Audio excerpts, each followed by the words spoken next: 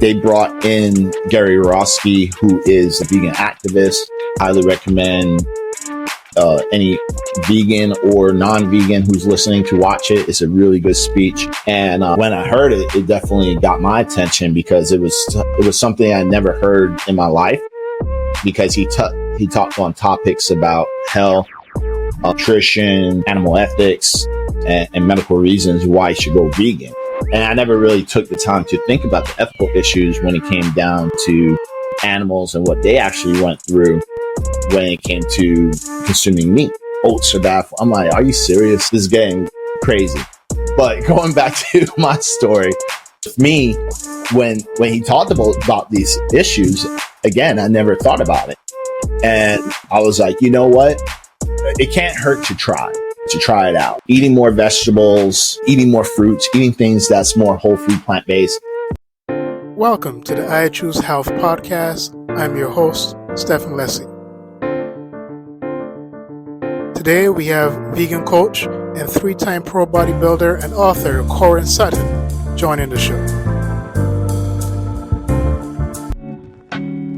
Is something interfering with your happiness or preventing you from achieving your goals? There is definitely something keeping me from my happiness and accomplishing my goals. I need to take stock of my depression and consistent negative self-talk. Therapy helped me realize that I was deserving of happiness.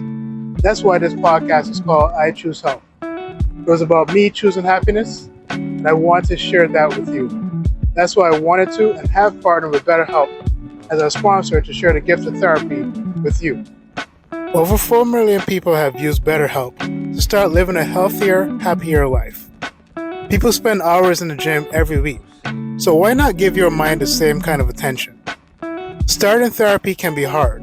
The right therapist for you may not be in your area, and some people find the face-to-face interaction of therapy uncomfortable.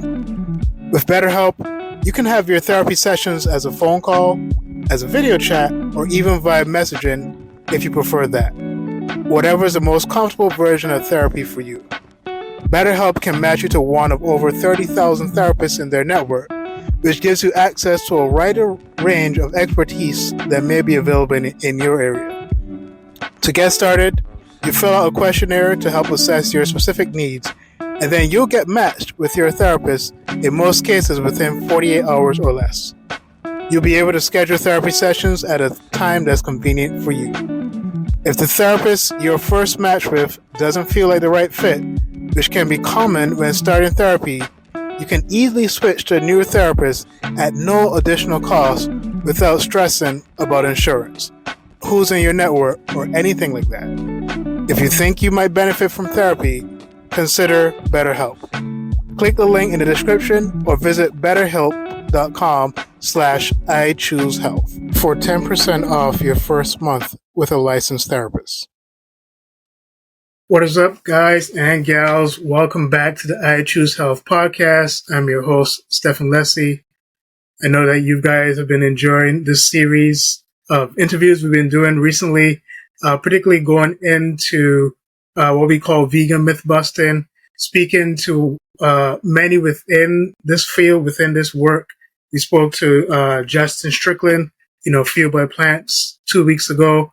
And then we spoke with Robert Cheek last week, who is the author of the bestseller, The Plant-Based Athlete. And, he gave his experience as to why he was vegan and the work that he's doing now. And, been really impacted. Everyone that I have on the podcast, they've all impacted me in a significant way with the work that they're doing. And, it's also inspired me to really get out there and try to, raise awareness and do that work as well. So today we have someone who's also another legend in this game, within this work, within this field. And, what he's contributed so far has been really significant. He continues to really impact not just the vegan community, but, everyone that has seen his content on the whole and has been around him, and everything he's done to this point have really been positively impacted by him. So today we have the master fitness trainer, health coach, and he's also a 3-time vegan bodybuilder, author, and speaker, and he's also a vegan chef. Ladies and gentlemen, I want to welcome Korin Sutton to the show. How are you doing, Korin? Hey, what's up, man? How you doing? Doing great, doing great. Now, I want you to kind of take us back and, tell us where you're from, your experience growing up. Take us back there. Well, I was born in Bronx, New York. And, when it comes to growing up, average kid, went to school, was always active into sports, lived mostly, the regular, American lifestyle, or the sad diet, you can say. And, was very big into eating meat. I mean, but even though when I was growing up and everything, I always try to eat somewhat healthy if that makes sense. Like, I always remembered like always eating like lean chicken and, broccoli and, having your case of vegetables and rice and grains and beans and things like that. Just pretty standard, pretty standard American life. Read tons of health and fitness magazines back in the days, just trying to achieve a great result, great aesthetics and health. Yep. And I know I see that you're an 8-year, U.S. military vet. What led you to the military, and what did you learn there that influenced what you're doing now? I mean, what enticed me to go into the military is basically I had family members that also served. My grandfather served in the United States Navy. My dad served in the United States Army. So with me, I was always kind of intrigued with it. And I'm going to say there's a lot of influence. Like I guess you could say not just from family, but I love G.I. Joes growing up, playing with those things. Like, I don't know what attracted to me to those particular toys and cartoons, but I was definitely attracted to that. Also during high school, I mean, I did marching band as well, but going like while I was in high school, and what got me out of marching band was there was something called, ROTC. So it's like a junior, I don't even know the acronyms, but it's like Junior Reserve Officer Training Corps or something like that. But it's like a mini version of like boot camp, you can say, but like a lot less intense and more fun. They make it more fun. And, I guess being in the JROTC, and my school actually had the Navy version of it, because like different schools had different versions, like the Army, Marine, and they would do like rifle challenges, marching challenges, like physical training challenges, and you just go against different schools as whatever branch you represented. So mine was more Navy like, and it was pretty cool. Like I thought it was dope because I know it was something that I always wanted to do, especially all the things I've learned in that, because they showed you I mean, even though it was like fun and it was like military fun, they did implement a lot of real life training, like land navigation, how to use map, how to use compass, MREs, even shooting, how to shoot a gun. They would have, I don't know what type of gun they had. It was like a small like pellet or something like that. But when it comes to wing gauges and how to aim and everything, it was very like real, So, for me, I really loved that part. And I think that was the motivator that made me actually go into the military overall. And obviously, like, if you're a junior or a senior, they have recruiters walking in. Like, that's the first place they go to, because they already know, like, these guys are they're primed up to go to the military. I mean, there's no reason why you're in the junior ROTC program if you don't have any interest going into it. So, that was one of the things. And I remember, like, there was a little bit, you could say, because of the 9/11 incident. Like, I felt like I wanted to help and fight for my country. But again, a lot of it influenced everything that I did, kind of influenced that decision. And I guess, when it came down to picking the branch, what made me go into the Marine Corps first was mostly when I had interviews with different recruiters, no one really enticed me except the Marine Corps, because they were very transparent. They were just real, and they didn't really talk any shit. They were just straight, very professional. They were just like, hey, you could pick any branch you want, but they said they were just like, we are the hardest. We're the smallest branch in the military, but we're the strongest branch. And their motto is, the few, the proud, the Marines. And they say the reason is because not everyone can be one. And they're like, when it comes to other branches, it's a little bit easier, less intense. But check it out, see which one that really resonates to you. And when they say it when someone says it like that, it's almost like we're an exclusive club, but they weren't saying like, we need you. They were like, it was more like it's a challenge to work with us, and you have to go through our NDOC to see if you even is worthy to become a Marine. Everyone else was like very needy. And this is just my experience, I'm just explaining my experience. I'm not saying like, kind of, there could be other military guys listening, that's bullshit, but this is my experience, what I'm saying? And when I talked to the Army, they were just like, who did you talk to? They were more interested in who I talked to. And then they were just talking shit about Marines. Like, yeah, they're just a bunch of jarheads. They're stupid. You're just going to go to war. And the Navy was, just, they really didn't sell me. It was just like, the guy was just like so dead and unmotivated. Like, if you're like a salesperson, you should be excited about your job. Maybe it was just a bad day for him, but like, he was just not motivated. And then I remember going to the Air Force, to Coast Guard. There was no one there in the office. like I was like, man, where the hell they are? And then Air Force. I think that was the only thing that I was kind of like, they had a good presentation.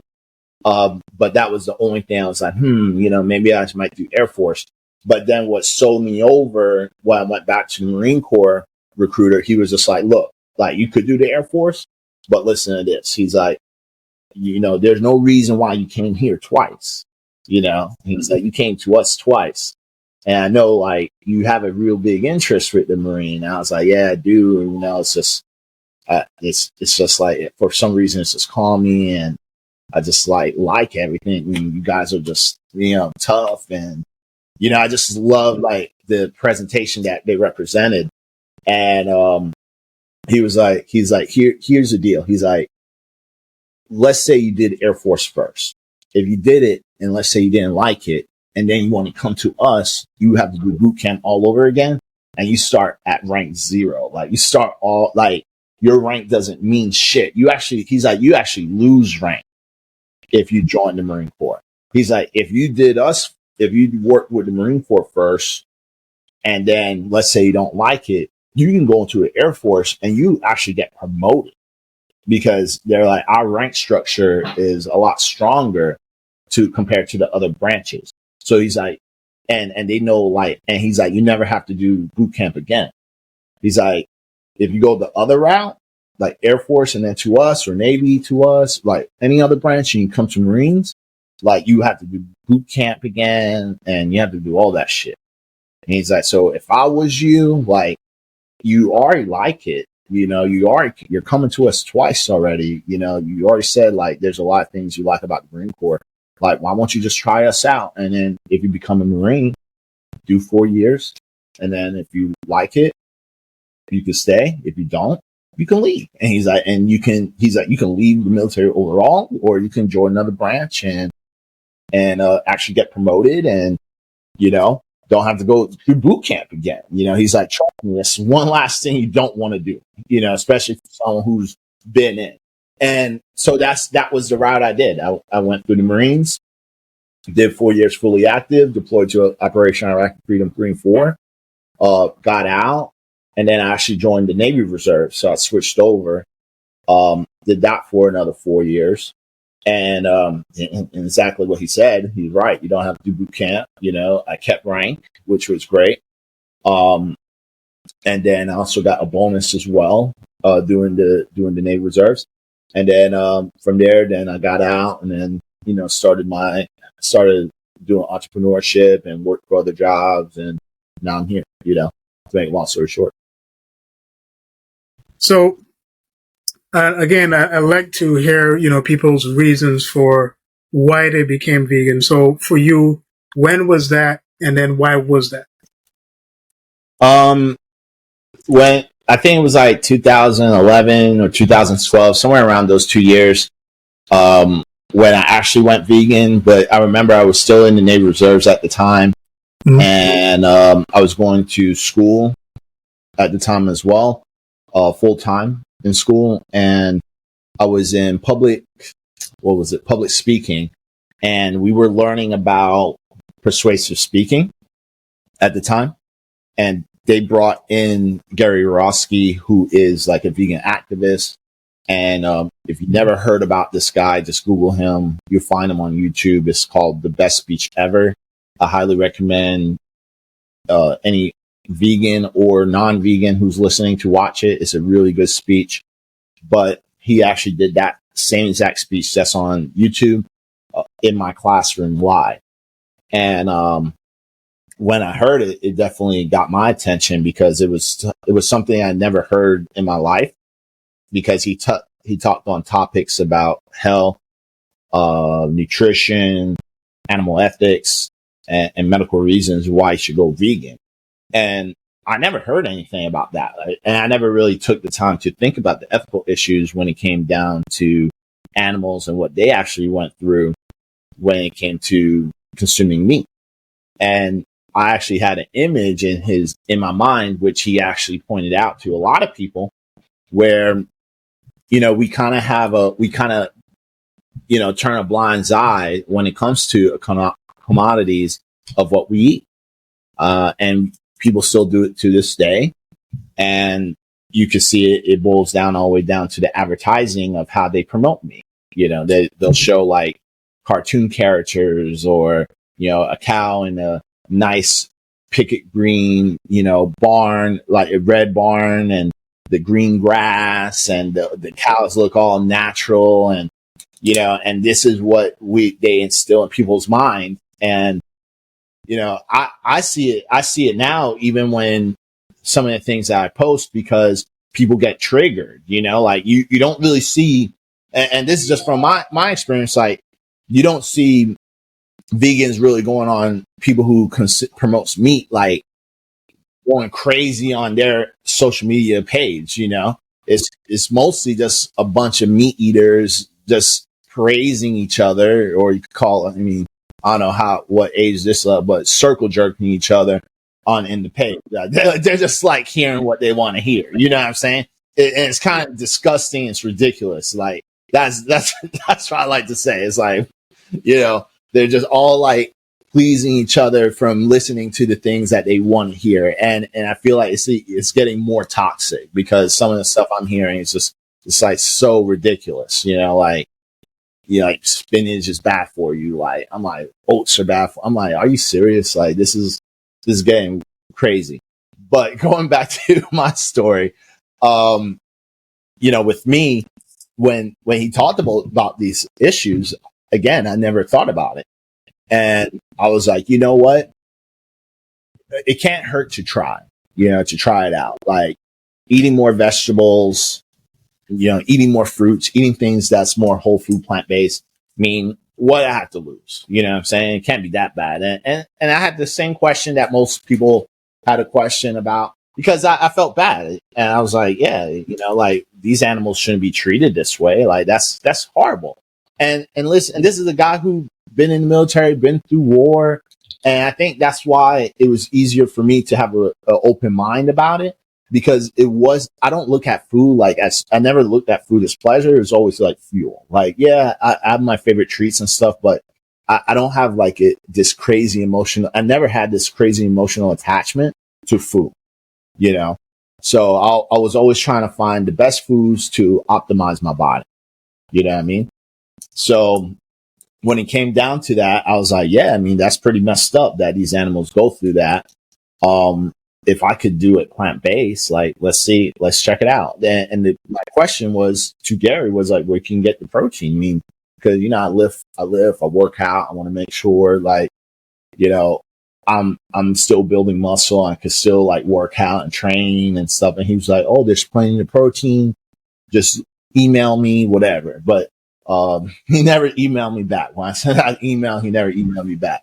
But it didn't stop me from my journey. You know what I'm saying? Like it was a good catapult.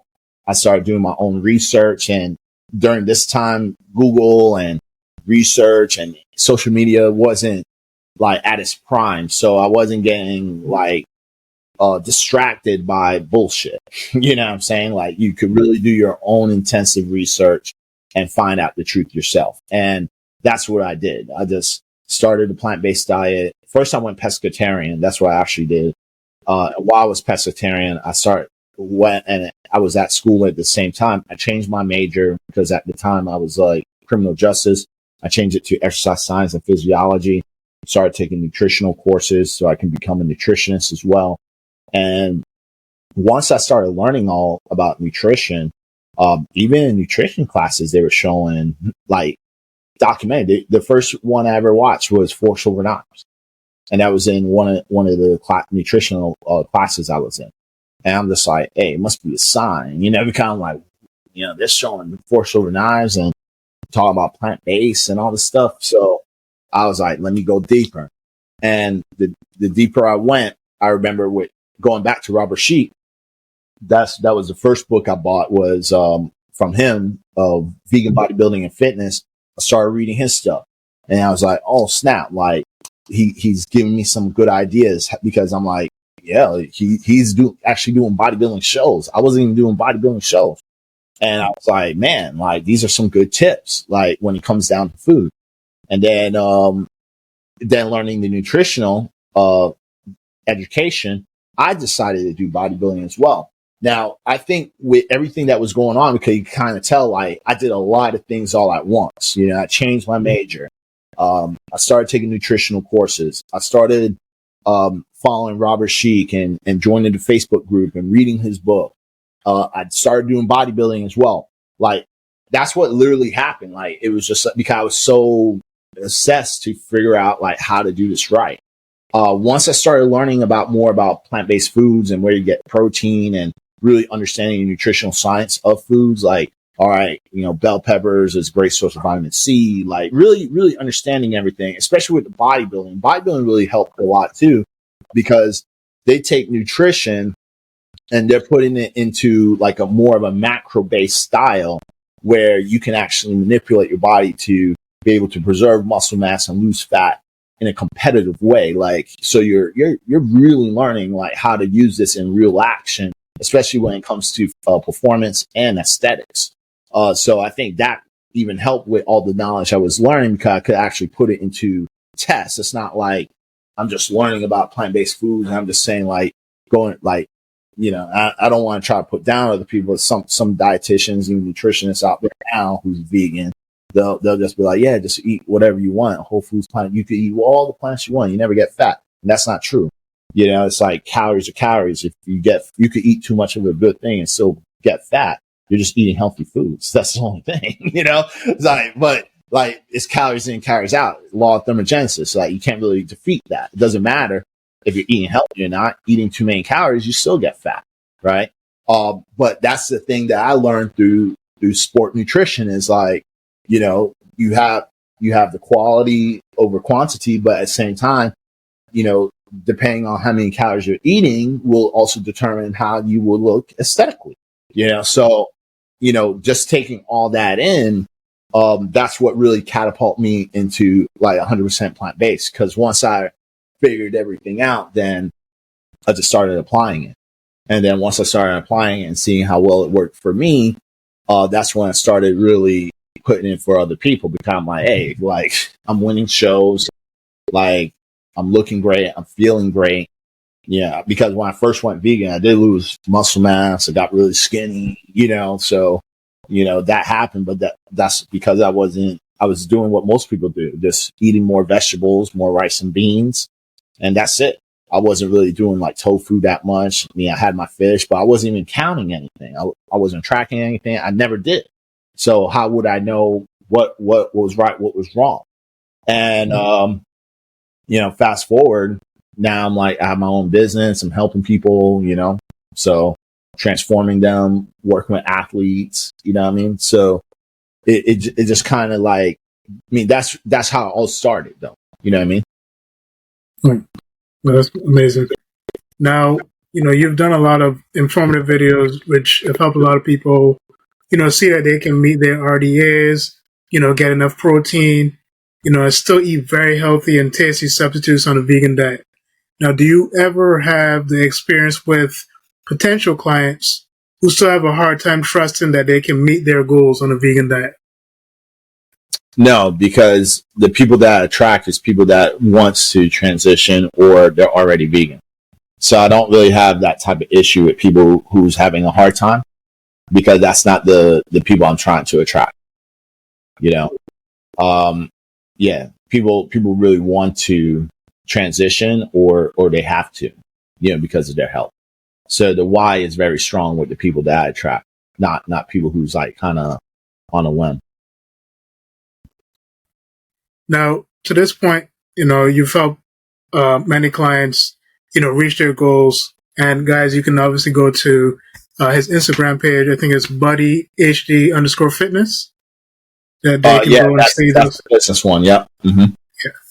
Yeah. You guys can see those transformations there. So to this point, do you know how many clients you've helped at this moment? It's been over 12 years. I would say it's definitely in the thousands for sure. Oh, wow. Just because I'm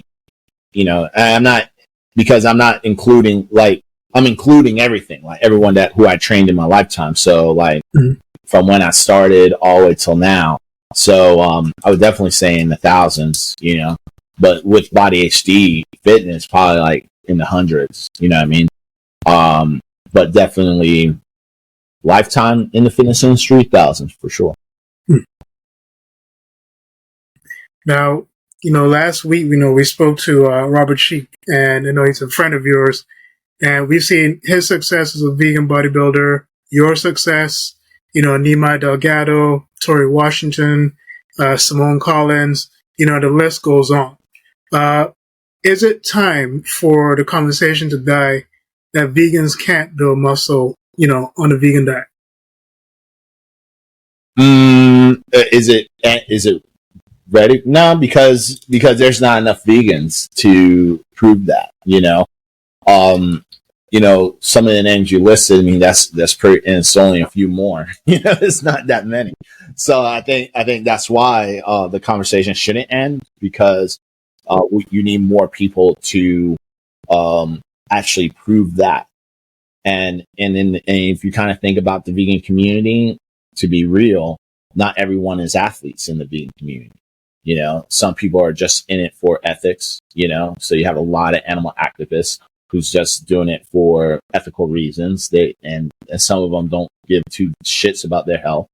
They care about animals more than their health. Then you also have, hippie vegans, they're just hippie as hell, and they're not really focused on their physical fitness. And it's not, and it might sound like I'm just bashing people, but it's just true. You know what I'm saying? Because I'm speaking to them, and I'm talking through my own experience, through business. You see it, you speak to people. And you'll see certain people who would put animal over themselves. Sometimes I get even comments on my page, about things that's just kind of ridiculous, just because they're putting, I remember when I first started, I don't get it anymore, but I remember when I first started, people were like, oh, you're just in it for the money. You don't care about animals. So I'm like, first of all, it's a business. Number one. Number two, I am in it for the money. I want to be very honest for you, because I need to live and eat. But at the same time, this does help other people, because just because I'm not holding a sign up about and screaming my lungs out about a whale or an animal doesn't mean that I'm not putting my way in when it comes to activism. It's just different. And if you live in a real world, the real world is that people care about themselves more than an animal. So my position is that I help people with knowing that they can be healthy on a plant-based diet. And then I teach them more about the ethical part. And if you see my page, like I'm one of the few trainers that even talk about animals. I still go out to a sanctuary, talk about animals, or, work for nonprofits and stuff like that, but not just because I'm not posting it doesn't mean that I'm not doing it. Like there's a lot of things I do that I don't post. You know what I'm saying? I don't think it's necessary. But like I don't need people's I don't need their gratifications or things like that. You know what I mean? Like I don't need their acceptance. But the thing is that I do it. I have my place of how I can help. Because you can be screaming, and another thing, nobody's going to come in my face and like push me if I'm talking about animal, like just saying like, oh, you can't eat meat and push me. Like, 'cause you see some of that shit too, right? And I've been to some of these rallies, like, people be like literally standing in front of an abattoir and the dude wants to hit the people with a truck. Like, that's not happening, man. And I think that's why certain people could do that and get mistreated, and certain people just don't do it because I can't do it. Because you're not doing that shit to me, especially in my face. You know what I'm saying? I will fuck you up. So it's like, so the thing is, like, that's not happening.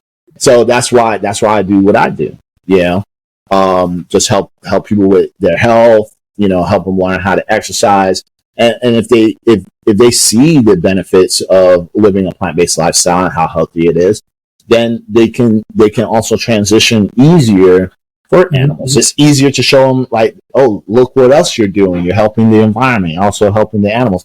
And that's what I teach in my services. It's not just purely health and fitness and that's it. It's not so cold. Like when you're in my classes and stuff, I do expose that. And like I said, I do it in my content, but it's not a heavily focused topic. You know what I mean? And so I know, you're the author of a couple of books, and one of them that I guess, I've seen 4. I don't know if there are more, but the first that I've seen was the Macro Mastery, 70 plus fast meal prep hacks that vegan athletes actually crave. Tell me what was the motivation behind that book, and I guess go into the motivation behind that book, and what was the response to the book for Macro Mastery? Mm-hmm. The whole point of Macro Mastery is just because one of the burning problems that a lot of vegans, even non-vegans, have is they don't know how to make macro-friendly foods. Because they're, again, going back to what I said before, you have people out there just and I kind of understand where they're coming from, but they'll go out there and say like, you can eat whatever you want on Whole Foods plant-based diet, eat the rainbow, and it's just the information that they're giving is very vague. And I understand when you're talking to a large audience, the information sometimes it's good to be vague because you're just trying to make it easier for that person to just start. And I think it's a good prime for someone to start. But when it comes to people, they kind of think it's just easy. You know what I'm saying? And then what happens, you get a lot of kickback. Like people fall off because you have to remember, like a macronutrient is the largest nutrient. There are large nutrients that's vital for the body to function, right? So this is your protein, carbs, and fat. And you're talking to people who's probably consuming on average like 100 to 150 grams of protein a day, regardless if they're working out or not. And then you strip that, and then you have them eating rice and beans, and telling them like, yeah, beans and rice, if you combine it together, complete protein. It has all the 9 essential amino acids, and you get a lot of your protein from there. And do hemp seeds, you get a lot of protein from there. And what ends up happening is that from a certain point, yeah, there's protein in it, but it's not a vital source protein because there's more like rice and beans, they're starches, so it's more of a carb than a protein source. Hemp seeds is a seed. It's more of a fat source versus a protein source, even though it has a lot of protein, has also just an amount of high fat in it as well.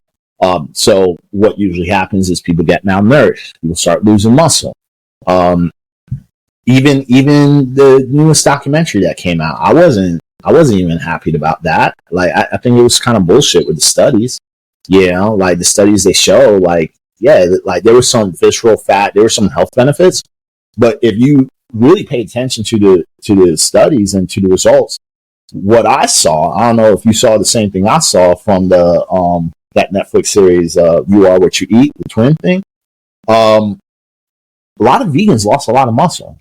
You know what I'm saying? Like that's why I noticed. And I know it had nothing to do with like the coaches that was there, like with Nima and Bianca, because from what I've heard, they said like they gave them trifecta meals, so it was very controlled.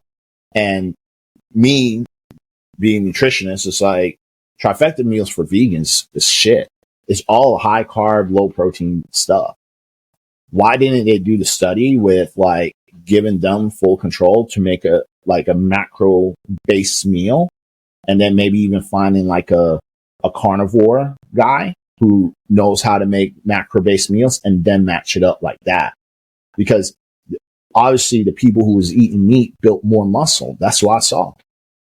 Like I saw the health benefits of the vegan stuff that they showed, but when it comes to aesthetics, it was like, the vegans sucked. Like the meat eaters got better. And then another thing I saw was like the ones that got somewhat good results, some of them were like, oh, hippy dippy. Like it's like the two twin brothers, that made the cheese. Like the dude who went vegan, now he's doing push-ups with his daughter while the other guy's freaking hitting the gym, hitting iron. I'm like, what the hell's up with that?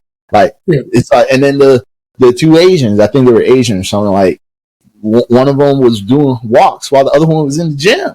I'm like, what's up with that? Like, so I felt like, I was like, what? They went plant-based and they just all went like hippy-dippy, like, oh, nature, I need to be up. I'm like, what's going on? But the case that going back to the question is, this is one of the reasons why I made the book, because this is what happens, like a lot of vegan foods, if you don't have the knowledge, are very high in carbs and fat, and they're very low in protein. And if your goal is to build muscle, right? Or if you're trying to lose fat and trying to maintain the muscle that you have, you need to have an adequate amount of protein. And so in that cookbook, it's all macro friendly, it's balanced out. They're yummy meals. I also make sure that they're nutrient dense. So you're getting a lot of fiber, you're getting a lot of micronutrients as well, because people don't understand that part either. And that's the most important part, is like when you're plant-based and going vegan, you can't just eat till you're full. Right. That's not, or just eat what you want, because some people don't know how to eat appropriately. So they can eat what they want, but they're eating romaine lettuce and shit and carrots, which is like, there's nutrients in it, but it's probably not the best nutrients that you can get from a plant-based food source. Like if I'm going to eat a salad, I would do like avocado, kale, purple cabbage, like some hemp seeds. Like I'll make it like very nutrient dense, very powerful.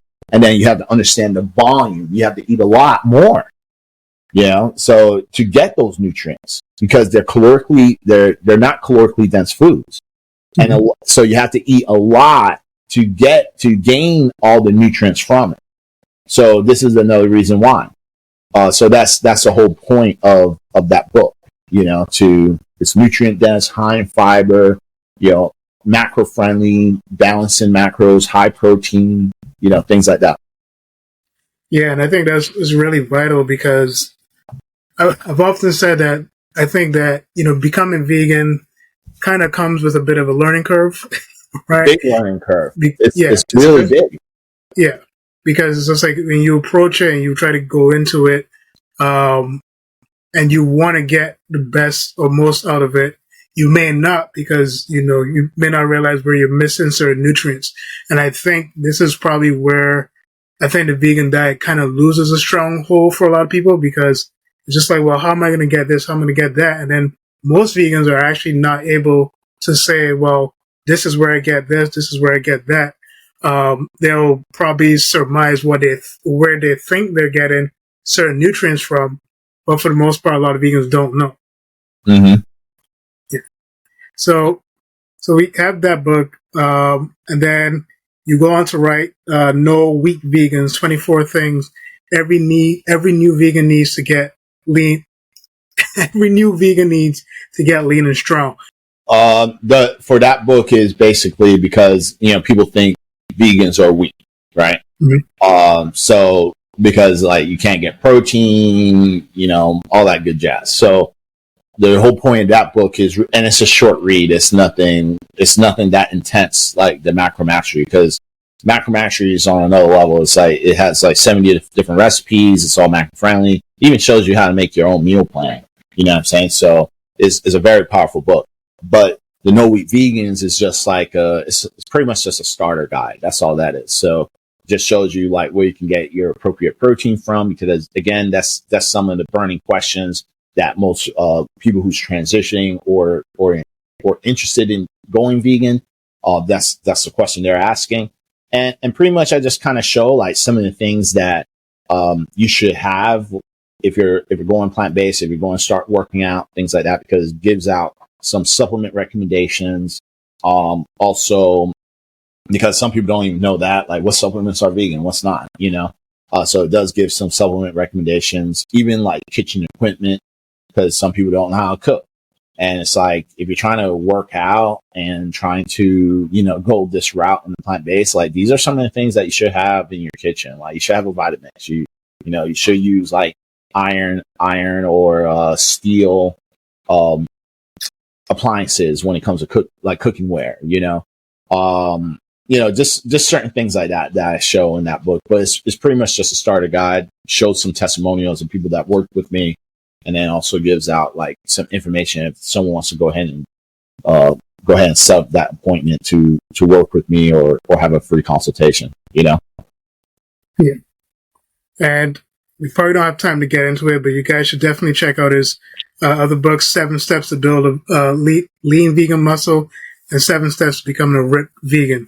Now, I want to get into your experience with Veganville that was produced by the BBC. Can you share your experience, shooting Veganville? Yeah. I mean, Veganville was very fun. It was on BBC 1 and 3. For during COVID, actually, I think it came out during the COVID time, and it was a good experience because it was like a 3-part documentary / reality show, and we went to the UK, located in Cardiff, and Cardiff is like a farm town, right? So we went out there to try to convince the whole town of Cardiff to go vegan, right? Which was crazy. And there were some key players like Joey Carbstrong was in it, Danny Shepard, I forgot the other 2 girls' names, but it was just like it was like 5 of us, and then we went out doing different things. Like we all had like different tasks, and it has like that real world vibe because they give you like little missions and stuff.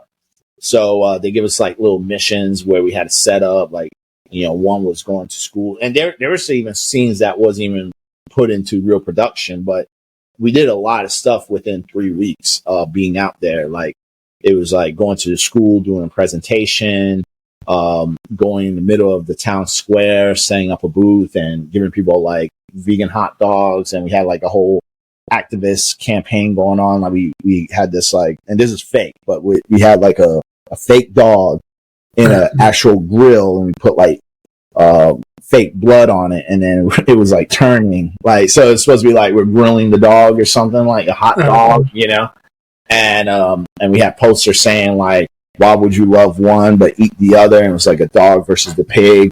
And, people were actually like getting like really upset by seeing the dog, and like it was fake. And people were like, my daughter, yeah. People were actually getting triggered by this. And it was funny because I'm like, it's a stuffed animal, number one. Number two, it's like, what would you do as a Halloween, man? Like, are you like, some people just want to argue about shit, but it was a good campaign because overall a lot of people were trying out the vegan dogs, a lot of conversations, a lot of people were agreeing to try veganism for like a day or a week and stuff like that. So we had them sign pledges. But we went all over the town just doing small little missions and things like that.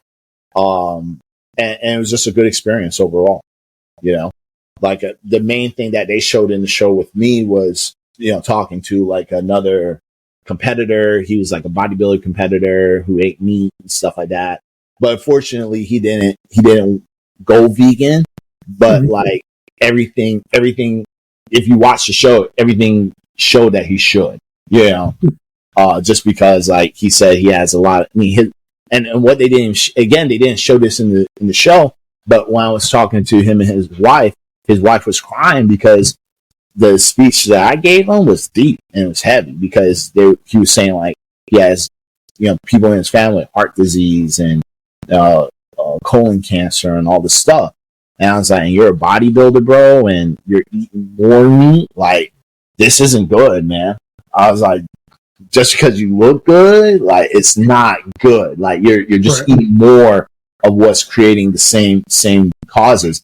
And this guy was eating like the basic bodybuilding diet, like tilapia, rice and broccoli, chicken and broccoli, steak and broccoli, just the basic bodybuilding meal, which is like, it's not healthy. Like you're not getting tons of vitamins and minerals. There's a lot of other key ingredients that's missing from broccoli if you're just eating that alone. Like it's healthy, but you're not getting all the essential vitamins and minerals just from that.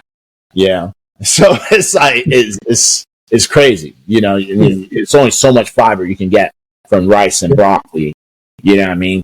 So, and you can tell, like sadly to say, I could tell like from his skin, like his skin didn't look clear. It's like, I don't know. I think I think that's another topic, but like sometimes you can tell when someone's healthy just from their skin, if that makes sense. Yeah, you know what I mean? Well, guys, unfortunately we're out of time, but I definitely want to thank Korin for coming out and, sharing his experience, sharing his work.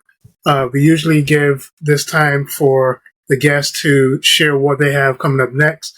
And also, their socials, so where you can find them. So, Korin, you can go ahead and let us know what you have going on next and, give the audience your socials. Yeah, so the only thing I have coming up next right now is I'm actually working on another cookbook. I don't have a name for it yet, but I am creating like a lot more, or I'm creating new recipes as I speak. So, if you're checking out my channel, at Korin Sutton on all social media platforms, YouTube, Instagram, all of them, LinkedIn, all of them. I'm on all of them. You'll start seeing more recipes. You know what I'm saying? So definitely check that out.